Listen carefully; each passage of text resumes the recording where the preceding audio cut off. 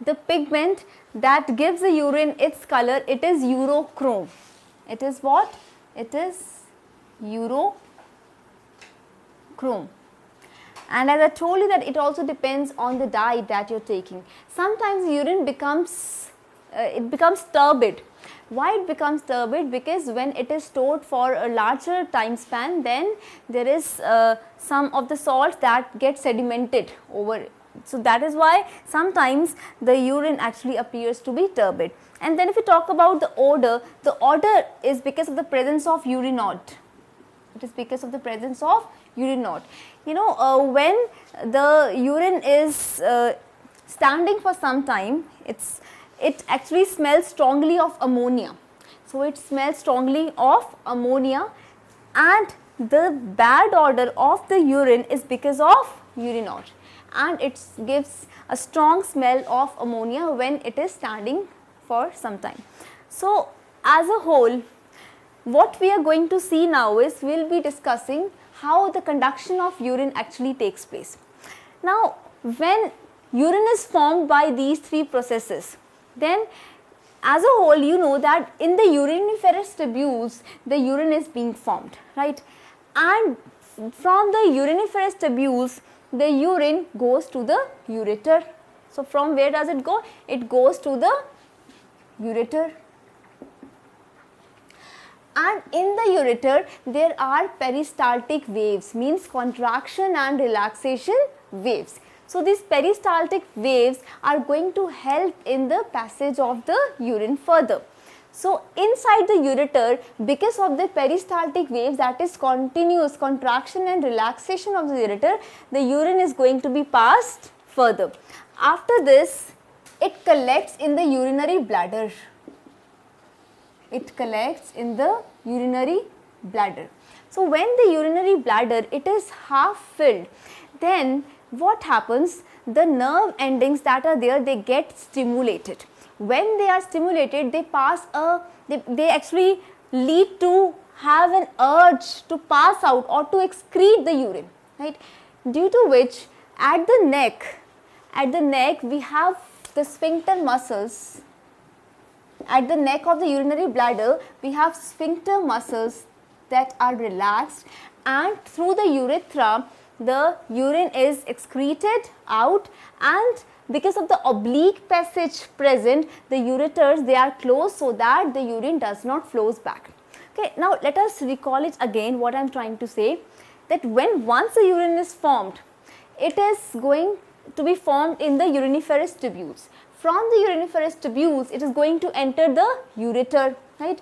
And this ureter is going to show peristaltic waves or movements, means contraction and relaxation, due to which the urine is going to go further, and then it is going to be collected in the urinary bladder. So when the urinary bladder is half filled, the nerve endings are going to get stimulated, because of which there will be an urge to pass out urine out from the body. So here the sphincter muscles present at the neck of the urinary bladder, they are going to get relaxed, the ureters are going to get closed so that there is no backflow of urine, and from the urethra the urine is going to be excreted out of your body. So this is how conduction of urine takes place. Now the excretion of urine out from the body is a process that we call as micturition. It's known as micturition, right? This is the process by which the urine is excreted out from the body. It is known as, the term is micturition. Now as a whole, what is the hormone that actually regulates urine output? Well, ADH, Antidiuretic Hormone, is the hormone that is secreted by the posterior lobe of the pituitary gland, which deals with water reabsorption, Now when there is secretion of ADH, which is in lesser amount, when ADH secreted lesser amount, then urine will be excreted more. So it has an antagonistic effect. How? More of ADH means less of urine, less of ADH secretion means more of urine excretion. So, ADH, that is Antidiuretic Hormone, it regulates water reabsorption in the body, which is again directly linked to urine output. So, when the level of ADH it is going to be low in your body, then the excretion of urine is going to be higher. When the level of ADH is going to be high, then excretion of urine is going to be low. Now, there are certain substances that increase the urine output, and these substances are namely tea, coffee, alcohol, beer, right? And these substances which increase the urine output, they are known as diuretics. The substances that increase the urine output, they are known as diuretics. Okay. So, ADH hormone, remember, it is the hormone that regulates urine output. What is ADH? It is antidiuretic hormone. It is antidiuretic hormone which is secreted by the posterior lobe of the pituitary gland. This regulates water reabsorption, which has an influence on the urine output. Lower the level of ADH, more urine will be excreted, and the substances that increase the urine output, they are known as diuretics. Examples include tea, coffee, alcohol, beer, right? So, as a whole, what are the functions of the nephrons or the kidneys? You all can recall this very, very clearly. First of all, excretion of the nitrogenous waste. The nitrogenous waste such as urea and uric acid that are produced as a result of this, they are excreted by the nephrons, by the kidneys.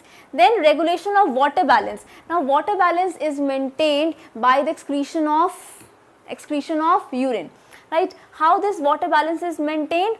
When you are going to take more liquid diet, then this is going to result into what? More of dilute urine. When you are going to take less amount of water in your body, then this is going to lead to more urine output, and the urine will not be that much dilute. So, regulation of water balance is there. Then regulation of acid base balance. The selective reabsorption, the tubular secretion that we did, they maintain the acid base balance in your body. Then other substances are also eliminated, such as drugs, such as other pigments that are not required by your body, by the nephrons and kidneys only. Then at the end, they also control the arterial blood pressure. So, arterial blood pressure is also controlled because of the presence of renin, So, as a whole, what are the functions of nephrons or kidneys? Excretion of nitrogenous waste, regulation of water balance, regulation of acid base balance, elimination of other substances, drugs, right, such as other pigments, and regulation of arterial blood pressure. So, as a whole, the nephrons and the kidneys, they are maintaining homeostasis. They are maintaining the internal environment of your body, right. So, as a whole, they have the major function, that is homeostasis. It is homeostasis. So, I hope that now physiology of excretion, the mechanism, the steps, ultrafiltration, selective reabsorption, tubular secretion, then the properties of the urine, the composition of the urine, then urine output regulation, the conduction of urine, and the functions of nephrons and kidneys, they are clear to you.